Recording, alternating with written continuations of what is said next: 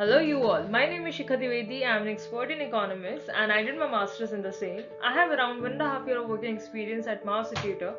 Today's topic for the presentation is the cost benefit analysis. Okay, so first we'll start with its introduction.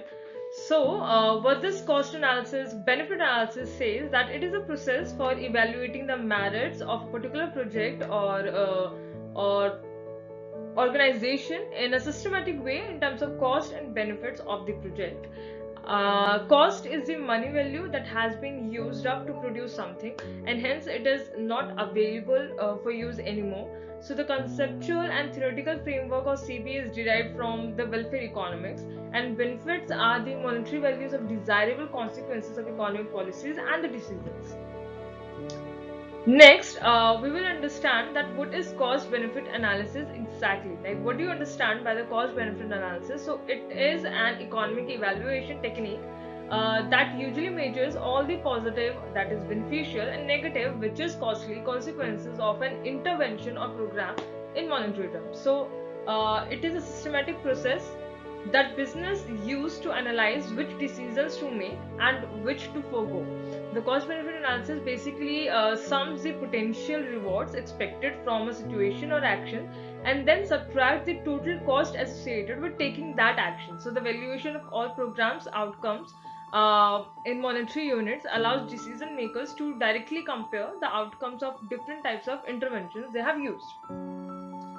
So if we talk about its history, like how it's this analysis, the CBA, the cost benefit analysis, generated or developed. So the concept of CBA dates back to an 1848 article by Jules Dupet and was formalized in subsequent work by Alfred Marshall. So it dates back to the work of Alfred Marshall, who is one of the founder of New Classical Economics, and its practical application was initiated in US by Corps of Engineers after the Federal Navigation Act 1936, which was of the flood control. So now the cost and benefit of the project could be accurately analyzed and an informed decision could be made.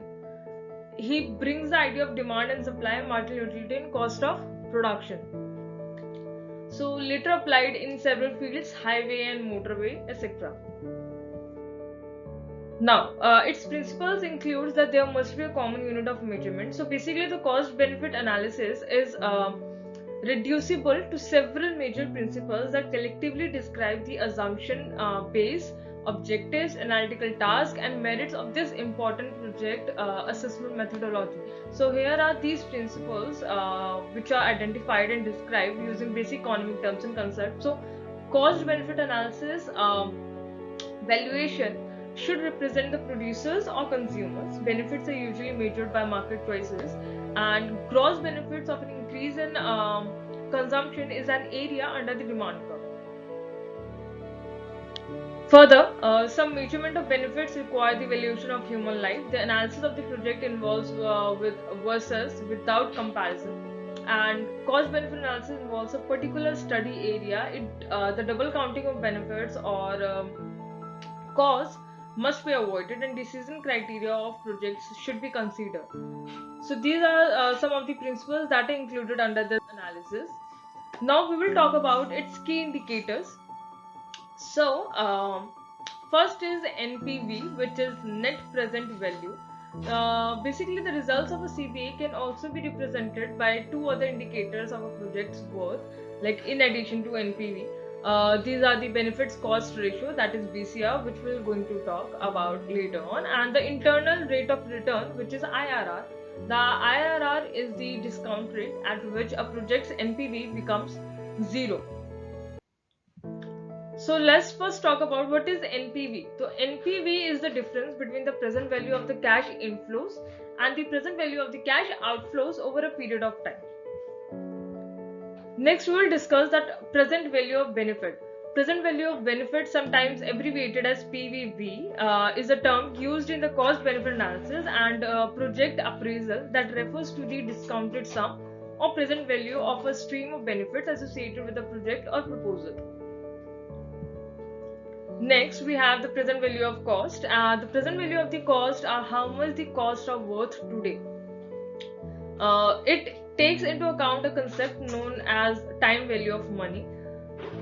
Next is the BCR. So it is nothing but a division between the PVB and PVC. Next benefit is estimated by subtracting PVC from the PVB, and NPV divided by K is another formula for the cost benefit analysis. Here K is the fund level available. Next, now we will discuss that how it helps in decision making. So if we talk about an individual, they might rely on intuition or gut feeling for the right choice. They decide to do an analysis of the choices, or it may be a combination of both of these. If we talk about a company or an organization, so being concerned with a profit earning capacity and income flow, they may undertake a cash flow analysis or a full financial appraisal of the project. So they will use this CBA. Next, if we talk about the government perspective, from the government perspective, so decision making for government is much harder. Not only are they expected to consider the profitability of the costing, but must also take into the consideration of the social cost and benefit of their choices. So they are also expected to act within the political environment to satisfy the political agenda set by the government of the day, and finally must also comply with environmental consideration. So if we talk about its process, like how the CBA works, so cost benefit analysis is a process that presents a picture of the various cost and benefit associated with an information system. This as a process consists of three basic activities, that is identification of cost and benefit, then evaluating it, and the choice of system. So the steps to create a meaningful cost benefit analysis model are defining the framework for the analysis, identifying the state of affairs before and after a policy change or investment on a particular project, and then analyzing the cost of this status quo. Next, if we discuss this in detail, so identification of cost and benefits, it includes identifying the cost and benefit associated with task, operation, or the investment project.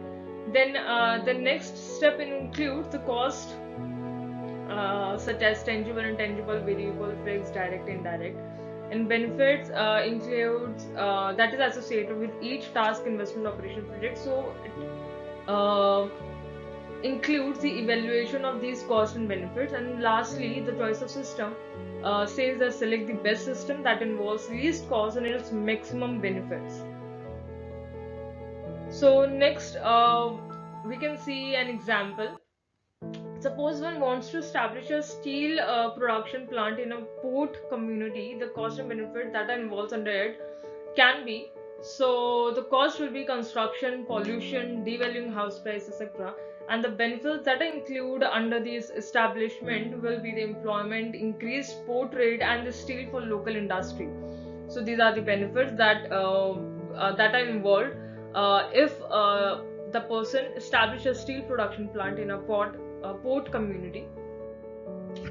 Next, the method of analysis includes identification of all the possible alternatives, preparing table showing life of the project, that is year-to-year basis, then establishing cost of project during the year, including capital, operating and maintenance costs, social and other tangible costs, establishing total benefits that are to be obtained from project by through sales of goods and services, that includes value of social benefit, and cost, which is calculated at rate of interest, is that NPV should be equal to 0. The problem that is associated with CBA, if we talk about on the measurement basis, so difficulties encountered in measuring intangible cost, such as foul atmosphere, or intangible benefits such as a peaceful neighborhood, and assuming several other cost and benefits associated with the activities, and estimating the cost and benefits that are involved under this. So it affects by market condition, state of economy, etc., and uneven distribution of benefits of the community. And if we talk about the problem that are associated with CBA on the basis of time, so tackling future time problems by discounting future costs and benefits, or calculating the correct rate for future rupees value, as well as accounting for additional benefits and costs associated with it. So this is it for today. This is the end of the presentation, and I hope you all like the presentation, and I'm looking forward for all of your queries and feedback regarding this. So thank you so much.